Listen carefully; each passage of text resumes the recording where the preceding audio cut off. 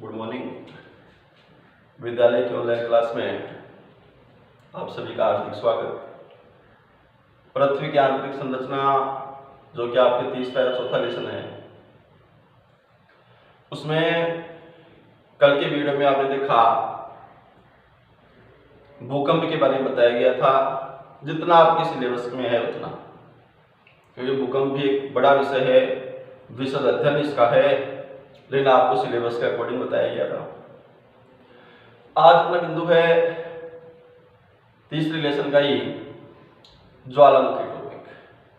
देखिए ज्वालामुखी होता क्या है, ज्वालामुखी कहीं किसी, देखिए दो शब्दों से मिलकर बना है, ज्वाला और मुखी। ज्वाला यानी आग, मुखी यानी मुख से। सामान्य भाषा में जिसके मुख से आग निकलती हो वह ज्वालामुखी है। देखिए ज्वालामुखी एक वह स्थान है, ज्वालामुखी एक वह स्थान है जहां से निकल करके गैसें, राख, तरल पदार्थ, चट्टानी पदार्थ, लावा, ये सब धरातल पर पहुंचता है। देखिए मुख्यतः है क्या, ज्वालामुखी वल्केनो कहा जाता है, इसे वल्केनिज्म। वल्केनो यानी होता है ज्वालामुखी।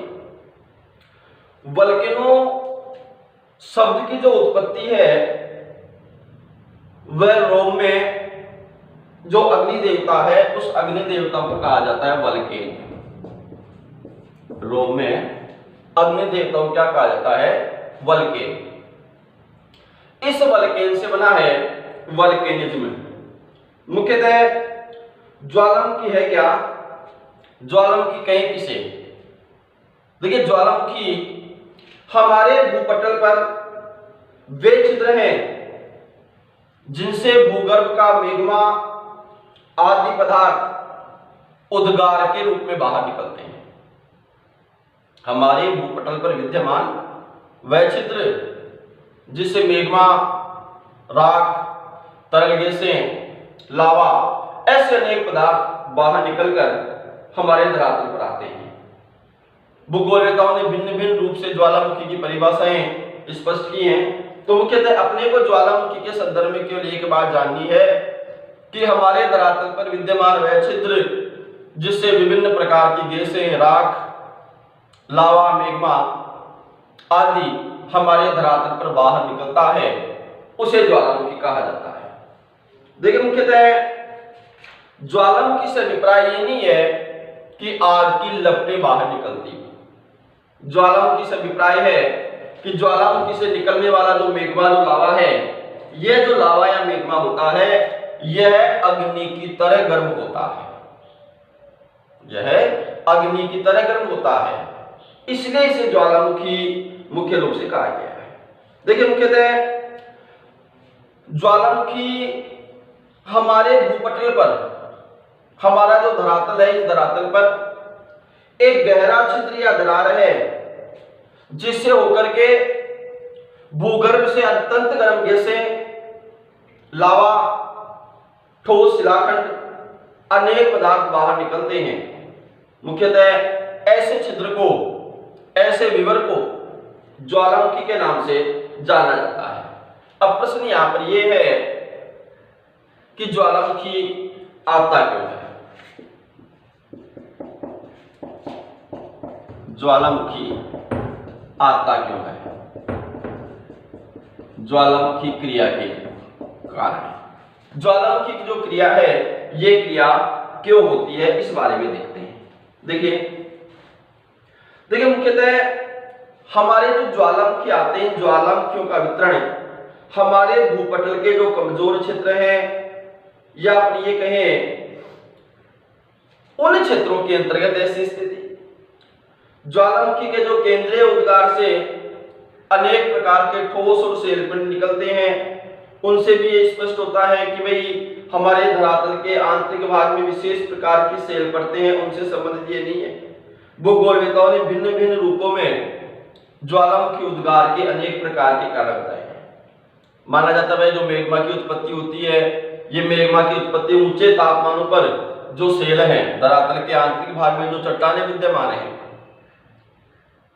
अब ध्यान में धरातल से नीचे की ओर पड़ जाते हैं अपने भूपटल से, तो प्रति 32 मीटर की गहराई पर 1 डिग्री सेंटीग्रेड तापमान बढ़ता है। तो जब उन सेलों को अधिक तापमान मिलता है तो उस कारण से सेलें पिघलती हैं। मुख्यतः इस रूप में भी ज्वालामुखी के आगमन की अनेक प्रकार की स्थितियां यहाँ पर प्रचलित हैं। मुख्यतः ज्वालामुखी से विभिन्न प्रकार का मैग्मा, विभिन्न प्रकार के जो पदार्थ है वो बाहर की ओर निकलते हैं। देखिए मुख्यतः ज्वालामुखी उद्गार के आधार पर, उत्पत्ति के आधार पर ज्वालामुखी अनेक प्रकार के होते हैं। मुख्यतः उद्गार की तीव्रता या उद्गार की प्रकृति और अनेक प्रकार की आकृतियों के आधार पर भी ज्वालामुखियों के अलग अलग प्रकार हैं। जैसे एक तो होता है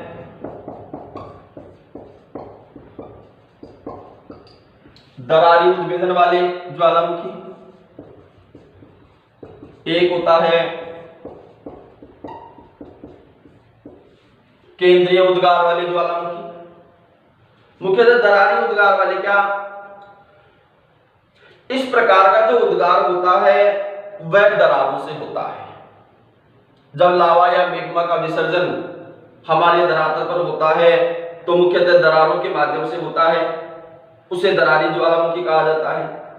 केंद्रीय उद्भेदन के अंतर्गत ये जो उद्गार होता है यह धरातल के आंतरिक भाग में किसी एक बिंदु से होता है, जिसमें गैसों की तीव्रता के कारण जो ज्वालामुखी पदार्थ है वो आकाश में ऊंचा होता है, यानी ऊपर की ओर आता है, और कभी कभी इन गैसों के कारण से उस छिद्र के आसपास बहुत बड़ा विस्फोट भी होता है। इस प्रकार की स्थितियां।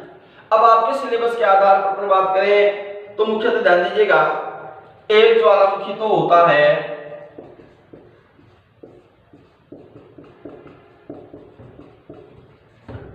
शील्ड ज्वालामुखी, एक होता है जो आकृतियां वगैरह बनती हैं, जो उद्गार वगैरह होता है उस आधार पर मिश्रित ज्वालामुखी,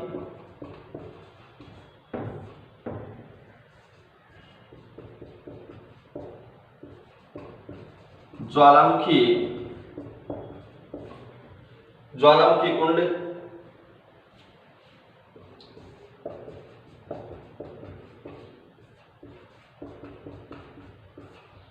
बैसाल्ट प्रवाह क्षेत्र,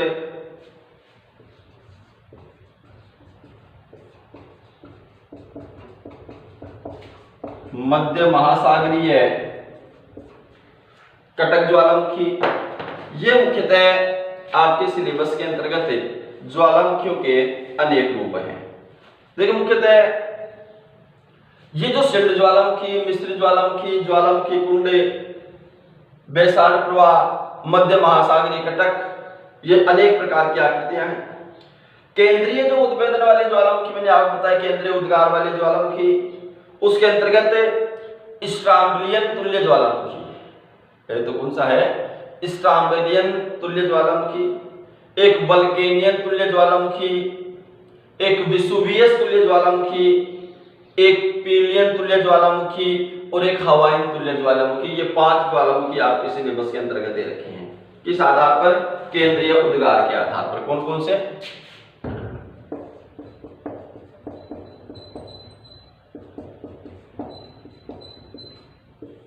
केंद्रीय उद्गार के आधार पर पहला स्ट्राम्बोलियन तुल्य ज्वालामुखी है। क्या देखो, मुख्यतः स्ट्राम्बोलियन जो ज्वालामुखी है यह भूमध्य सागर में सिसिली के उत्तर में जो लिपारी द्वीप है वहां पर स्थित ज्वालामुखी। स्ट्राम्बोलियन तुल्य ज्वालामुखी कौन सा है, जो भूमध्य सागर है, भूमध्य सागर में सिसिली के उत्तर में एक लिपारी द्वीप है, वहां पर जो ज्वालामुखी है वो स्ट्राम्बोली ज्वालामुखी है। इसके अंतर्गत क्या होता है, लावे के साथ साथ जो ज्वालामुखी है, इस ज्वालामुखी में धूल, ठीक है, आदि पदार्थ इसके अंतर्गत निकलते हैं। ऐसे ही एक है वल्केनियन तुल्य ज्वालामुखी। वल्केनियन तुल्य ज्वालामुखी भी कहां पर है? वो ये लिपाली द्वीप जो मैंने आपको बताया वहां पर वल्केनो नामक जो ज्वालामुखी है उसमें। इसमें क्या होता है देखो, वल्केनो तुल्य ज्वालामुखी में जो लावा निकलता है, इसमें तो क्या होता है, तरल लावा निकलता है, और इसमें जो लावा निकलता है वो कैसा लावा? शान लावा। शान लावा किसे कहते हैं? जिसमें एक गाढ़ा और चिपचिपा पदार्थ निकलता है, उसे कहा जाता है शान लावा। तो वल्केनियन ज्वालामुखी वही लिपाली द्वीप पर, और वल्केनियन ज्वालामुखी में कौन सा लावा बाहर निकलता है? शान लावा। शान लावा किसे कहते हैं? जिसमें गाढ़ा व चिपचिपा पदार्थ बाहर की ओर निकलता है। आ रहा है समझ में? एक होता है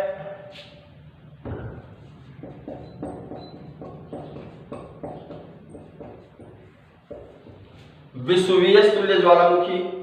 विसुवियस तुल्य जो ज्वालामुखी है ये वल्केनियन के समान होता है। इसमें होता क्या है, गैस के कारण से जो विखंडित जो पदार्थ है, जो पदार्थ बाहर की ओर निकलते हैं वो अधिक ऊंचाई तक चले जाते हैं। इसी प्रकार पीलियन तुल्य, हवायन तुल्य, ये 5 जो ज्वालामुखी है ये आपके महत्वपूर्ण है। आ रहा है समझ में? इसके अतिरिक्त देखो, ज्वालामुखी का जब उद्गार होता है, ज्वालामुखी जब बाहर की ओर निकलता है, देखिए इस प्रकार की स्थिति होती है ज्वालामुखी उद्गार की। ये अपना धरातल है और ये धरातल में एक नलिका, और जहां से लावा मेग्मा बाहर निकलता है उसे कहा जाता है क्या? क्रेटर, ज्वालामुखी मुख, जहां से बाहर की ओर निकलता है। आ रहा है समझ में? अब ये जो लावा और मेग्मा जो बाहर की ओर निकल रहा है, ये क्या करेगा? हमारे धरातल पर पहुंचकर विभिन्न प्रकार की आकृतियां बनाता है। जो नलिका के माध्यम से जो ज्वालामुखी के उद्गार के समय जो मेग्मा बाहर की ओर निकलता है, वह हमारे धरातल पर विभिन्न प्रकार की आकृतियां बनाता है। कुछ आकृतियां बाहर की ओर बनाता है, कुछ अंदर की ओर बनाता है। अपन कह सकते हैं एक प्रकृत आकृतियां होती हैं, कौन सी? अंतर्वेदी, और एक आकृति होती है कौन सी? बहिर्वेदी। ज्वालामुखी उद्गार के समय जब मेग्मा बाहर की ओर निकलता है, तो बाहर की ओर निकल करके जब मेग्मे का जमाव, क्योंकि तप्त गर्म अवस्था में मेग्मा बाहर की ओर निकलता है, और जब मेग्मे का जमाव हमारे धरातल पर भिन्न भिन्न प्रकार की आकृति में हो जाए तो उसे बहिर्वेदी आकृतियां कही जाती है। अंतर्वेदी आंतरिक रूप से हमारे धरातल के नीचे, एक आपने पढ़ा है दरारी उद्भेदन। ज्वालामुखी उद्गार के समय जो लावा है वो हमारे धरातल पर बाहर की ओर निकल नहीं पाता, इतना सक्रिय, इतना तीव्र गति उस लावे की नहीं होती, उस मेग्मे की नहीं होती कि वो हमारे धरातल पर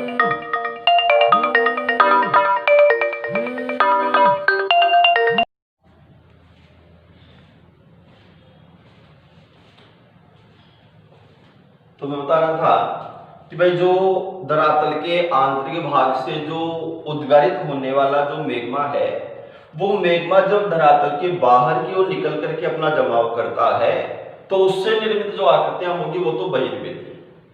लेकिन कई बार क्या होता है, वो इतना पावरफुल नहीं होता मेग्मा कि धरातल पर बाहर की ओर निकले, तो वो धरातल के आंतरिक भाग में विभिन्न प्रकार की जो दरारें होती हैं, उन दरारों के अंतर्गत वो जो मेग्मा होता है वो मेग्मा चला जाता है और उन दरारों के अंतर्गत जमाव कर देता है।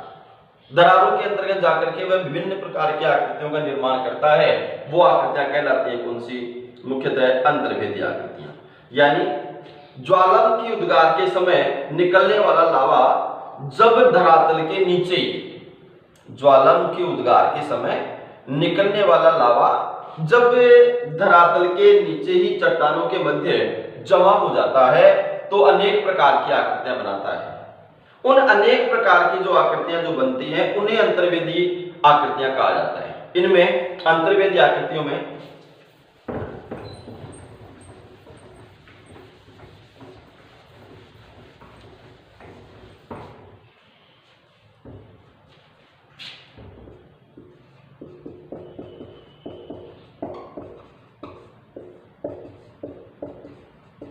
ज्वालामुखी निर्मित आकृति, जिसमें सबसे पहले देखते हैं अपन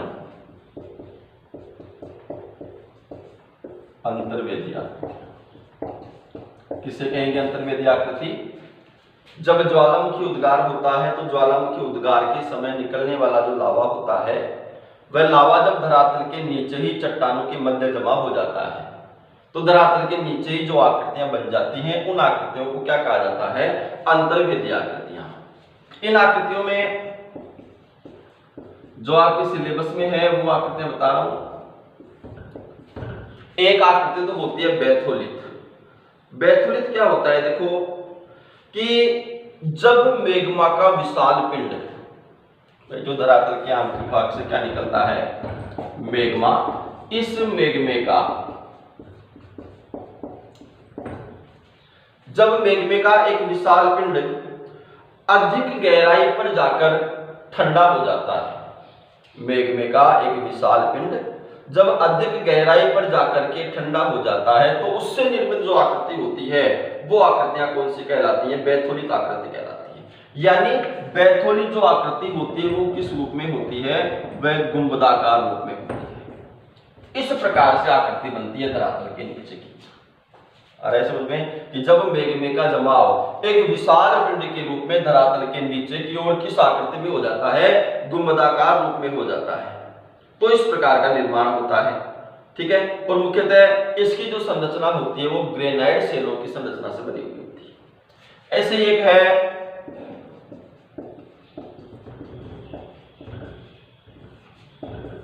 लेकोलिथ आकृति। मुख्यतः इसका जो आकार है लेकोलिथ आकृति का, इसका आकार भी मुख्यतः कैसा होता है? यह भी गुंबदाकार है, लेकिन इसका जो तल है, तल कैसा होता है? समतल इसका तल होता है। और मुख्यतः ये पाइप के आकार की, एक नली के माध्यम से अपन ये कह सकते हैं कि नीचे से जुड़ा हुआ होता है। यानी इस प्रकार की आकृति होती है। ये समतल और इस प्रकार से एक पाइप के माध्यम से या एक नली के माध्यम से अपन कह सकते हैं मिला हुआ होता है। और मुख्यतः जो ज्वालामुखी से निर्मित जो गुंबद होता है उस गुंबदनुमा आकृति के अंतर्गत होता है इस प्रकार की आकृतियां। एक होती है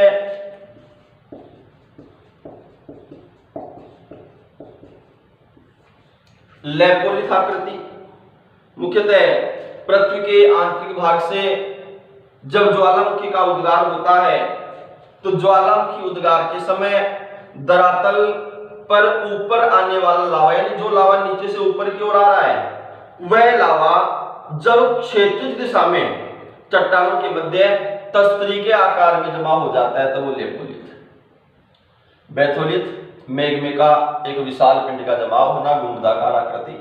लेकोलिथ गुंबदाकार जमाव, तल जिसका समतल हो, नीचे एक नली के माध्यम से जुड़ा हो। तीसरा लेपोलिथ, किसे कहेंगे? पृथ्वी के आंतरिक भाग से जब ज्वालामुखी उद्गार के समय ऊपर उठता हुआ जो लावा है, यह लावा क्षैतिज दिशा में, यानी इस रूप में क्षैतिज दिशा में जब चट्टानों के मध्य तस्तरी के आकार में जमा हो जाता है तो निर्मित जो आकृति होगी वो कौन सी कहलाएगी? लेपोलिथ। एक होता है फेकोलिथ। बैथोलिथ, लेकोलिथ, ये कौन सी आकृतियां? अंतर्वेदी आकृतियां, ज्वालामुखी जो धरातल के नीचे बना देता है। बैथोलिथ, लेकोलिथ, लेपोलिथ, फेकोलिथ आकृति क्या होती है कि जब धरातल के नीचे चट्टानों में अपनति और अभिनति के रूप में लावे का जमाव हो जाता है। जब लावे का जमाव धरातल के आंतरिक भाग में चट्टानों के अपनति और अभिनति के रूप में होता है, यानी अपन ये कह सकते हैं परतों के रूप में एक लहरदार जमाव अपन कह सकते हैं। लहरदार जमाव, अपनति और अभिनति का मतलब क्या? जब वे धरातल के आंतरिक भाग में लावे का जमाव इस रूप में हो जाए। ठीक है। अपनति अभिनति इस प्रकार की आकृति में लहरदार जब जमाव हो जाता है लावे का, उस लहरदार जमाव को फेकोलिथ, किसे कहेंगे? फेकोलिथ। जब धरातल के आंतरिक भाग में जो लावे का जो उद्गार होता है उस लावे के या जो जमाव है वह जमाव परतों के रूप में हो जाता हो। परतों के रूप से अभिप्राय क्या है, जब लहरदार जमाव हो जाता है तो उस लहरदार जमाव, ये जो आकृति आप देख रहे हैं, इस आकृति के अंतर्गत जब लावे का जमाव हो जाता है तो वो आकृति कहलाती है फैकोलिथ। एक है सिल। सिल आकृति क्या है, जब धरातल के नीचे आग्नेय चट्टानें, ठीक प्रकार समझिएगा, जब धरातल के नीचे आग्नेय जो चट्टानें विद्यमान है ये क्षैतिज अवस्था में एक चादर के रूप में ठंडी होकर के जमा हो जाती हैं तो उन्हें सिल कहा जाता है। जब आग्नेय चट्टानें धरातल के आंतरिक भाग में क्षैतिज अवस्था में एक चादर के रूप में इस प्रकार की आकृति में, बिल्कुल इस प्रकार की आकृति में, ठीक है, इस प्रकार की आकृति में ठंडी होकर जमा हो जाती है तो उसे सिल कहा जाता है। यहाँ पे एक बात और, यदि चादर की मोटाई कम है तो उसे कहा जाएगा शीट। आग्नेय चट्टानें जो पिघल करके जो लावे के रूप में जब जमा होती हैं तो वो चादर के रूप में जमा हो जाती हैं सिल। कम मोटाई की यदि होती है तो उसे कहा जाता है क्या, शीट, और अधिक मोटाई की होती है तो उसे क्या कहा जाएगा, सिल। यह सिल और शीट, कोई दिक्कत। एक आकृति होती है डाइक। डाइक आकृति क्या होती है, जब दीवार की भांति समकोण रूप में, यानी जब लावे का जमाव धरातलीय चट्टानों के समकोण पर एक दीवार की भांति हो जाता है तो उसे क्या कहा जाता है, उसे कहा जाता है डाइक। तो ये अंतर्वेदी आकृतियां हैं जो महत्वपूर्ण हैं। बहिर्वेदी आकृतियां बिल्कुल सामान्य सी हैं, जो भी हमारे धरातल पर ज्वालामुखी उद्गार लावे से निर्मित जो पर्वत है, मैदान वगैरह, वो बहिर्मुखी आकृतियां होती हैं, कोई दिक्कत। तो ये अंतर्वेदी और बहिर्वेदी आकृतियां। बहिर्वेदी आकृति बिल्कुल सिंपल है, जब लावे का उद्गार लावा हमारे धरातल पर आ गया, पर्वतनुमा आकृति में तो ज्वालामुखी पर्वत हो गया, प्रवाह हो गया, मैदान बन गया, ज्वालामुखी मैदान, बेसाल्ट प्रवाह क्षेत्र, ये इसके अंतर्गत संकेत है, कोई दिक्कत। अब एक महत्वपूर्ण चीज और, उद्गार की सक्रियता। उद्गार या आप ये भी कह सकते हैं समय। उद्गार की अवधि के आधार पर या समय अवधि के आधार पर भी ज्वालामुखी के प्रकार है। भाई एक तो आपको बताया गया कौन सा, दरारी उद्भेदन वाले, केंद्रीय उद्भेदन वाले, जिसमें पीलियन तुल्य, स्ट्राम्बली तुल्य, वल्केनो तुल्य, हवाई तुल्य, ठीक है। एक और आप देखें, उद्गार के आधार पर या समय के आधार पर जो ज्वालामुखी है, ये ज्वालामुखी कितने प्रकार के होते हैं, 3 प्रकार के। किस आधार पर, ये आपके सिलेबस में भी है, महत्वपूर्ण भी है। कौन कौन से, पहला जागृत या सक्रिय ज्वालामुखी, दूसरा प्रसुप्त ज्वालामुखी, और तीसरा शांत या मृत ज्वालामुखी। ये 3 प्रकार के ज्वालामुखी किस आधार पर, उद्गार की अवधि या समय की अवधि के आधार पर। तो उद्गार की अवधि या समय की अवधि के आधार पर ज्वालामुखी कितने प्रकार के होते हैं, 3 प्रकार। 3 प्रकार कौन से, जागृत या सक्रिय ज्वालामुखी, प्रसुप्त ज्वालामुखी और शांत या मृत ज्वालामुखी। ध्यान दीजिए, जागृत या सक्रिय ज्वालामुखी कौन से होते हैं, जिनमें हमेशा लावा, गैस या विखंडित पदार्थ बाहर निकलते रहते हैं। ऐसे ज्वालामुखी जिनमें हमेशा लावा, विखंडित पदार्थ, गैस वगैरह ये हमेशा बाहर की ओर निकलती रहती है, वो तो कौन सा ज्वालामुखी हो गया, जागृत या सक्रिय।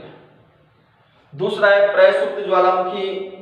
इसमें क्या है कि ज्वालामुखी लंबी अवधि तक शांत रहते हैं, यानी जिस प्रकार से सक्रिय ज्वालामुखी में लगातार हमेशा जो लावा, गैस, विखंडित पदार्थ निकलते रहते थे, इसमें ऐसा नहीं है। इसमें ज्वालामुखी जो होता है वह लंबी अवधि तक शांत रहता है और अचानक पुनः सक्रिय हो जाता है। लंबी अवधि तक शांत रहता है और अचानक पुनः सक्रिय हो गया। जैसे इसका उदाहरण है, एक ज्वालामुखी का नाम है विसुवियस। ये विषुवीय जो ज्वालामुखी है ये प्रसुप्त ज्वालामुखी है, जो 1631 में आया, फिर शांत हो गया, फिर 1802-3 में आ गया, फिर शांत हुआ, फिर 1872 में आ गया, फिर 1906 में आ गया, फिर 1927 में आ गया। यानी इस प्रकार के जो ज्वालामुखी है वो सर्वाधिक विनाशकारी होते हैं। तो प्रसुप्त ज्वालामुखी क्या? वे ज्वालामुखी जिनमें उद्गार लंबे समय की अवधि के बाद में होता है, लंबे समय तक शांत रहता है, अचानक जिसका उद्गार हो जाता है वो ज्वालामुखी कहलाएगा प्रसुप्त ज्वालामुखी। और शांत या मृत ज्वालामुखी, ऐसे ज्वालामुखी जो उद्गार के बाद हमेशा के लिए शांत हो जाते हैं और उनके मुख में जल बढ़ने के कारण से वो झीलों का रूप ले लेते हैं, झीलें बन जाती हैं, उन्हें कहा जाता है शांत ज्वालामुखी। तो उद्गार या फिर समय की अवधि के आधार पर ज्वालामुखी कितने प्रकार के हो गए? उद्गार या समय की अवधि के आधार पर ज्वालामुखी हो गए 3 प्रकार के। 3 प्रकार कौन से? जागृत या सक्रिय ज्वालामुखी, प्रसुप्त ज्वालामुखी और शांत या मृत। जागृत ज्वालामुखी कौन से होते हैं? वे ज्वालामुखी जिनमें सदैव गैसें, लावा, विखंडित पदार्थ बाहर क्यों निकलते रहते हैं। प्रसुप्त ज्वालामुखी वे ज्वालामुखी जो एक बार आने के बाद में लंबी अवधि तक शांत होते हैं, अचानक आ जाते हैं, उन्हें प्रसुप्त ज्वालामुखी। और एक है शांत ज्वालामुखी। शांत ज्वालामुखी से कहेंगे वे ज्वालामुखी जो एक बार उद्गार के बाद में हमेशा के लिए क्या हो जाते हैं? निष्क्रिय। और ज्वालामुखी का जो मुख होता है क्या कहा जाता है? ज्वालामुखी मुख को क्रेटर। तो ज्वालामुखी मुख में जल भरने के कारण से वो किसका रूप ले लेता है? झील का रूप ले लेता है, वो कहलाएगा शांत या मृत ज्वालामुखी। तो ये तीसरे लेसन का ज्वालामुखी संबंधित टॉपिक कंप्लीट। कोई दिक्कत? आप बुक की सहायता से भी एक बार इनका अध्ययन करें, वीडियो देखें, उसके बाद बुक देखें, उसके बाद आपको ठीक प्रकार से ज्वालामुखी संबंधित चैप्टर समझ में आ जाएगा। ठीक है, यहाँ तक किसी कोई समस्या हो तो वो पूछ सकता है। कई दिन से देख रहा हूँ भाई जो डाउट्स का ऑप्शन है उसमें कोई डाउट नहीं मिलता, मतलब आपको ठीक प्रकार या तो समझ में आ रहा है। ठीक है, आप बुक की सहायता ले सकते हैं। ठीक प्रकार से वीडियो आप 1-2 बार देखोगे, वीडियो 100% आपका क्लियर हो जाएगा। फिर मैं होमवर्क के लिए बता दूं, इस महीने में कोई ना कोई डेट फिक्स हो जाएगी जिस दिन आपकी होमवर्क की कॉपी चेक होगी। तो आप ये विषय ध्यान रखें कि जितने टॉपिक आपको बताए जा रहे हैं बुक की सहायता से, ज्यादा भी नहीं तो कम से कम बुक के पीछे जो प्रश्न उत्तर दे रखे होते हैं लेसन के पीछे, वो तो आप कंप्लीट कर लें। भाई जैसे नोट्स वगैरह में सारे प्रश्न आ गए, कोई प्रश्न का आंसर यदि आपको नहीं आता तो आप बिल्कुल मेरे से शेयर कर सकते हैं, डाउट के ऑप्शन में वो प्रश्न लिख सकते हैं, मैं उसका आंसर आपको 100% भेज दूंगा। लेकिन होमवर्क आपका कंप्लीट होना चाहिए। जितने भी आगे 5 साल जितने भी टॉपिक हुए हैं वो टॉपिक्स आपकी क्लियर भी होनी चाहिए, उनका होमवर्क भी कंप्लीट होना चाहिए। ठीक है, आज के लिए इतना ही, शेष करें।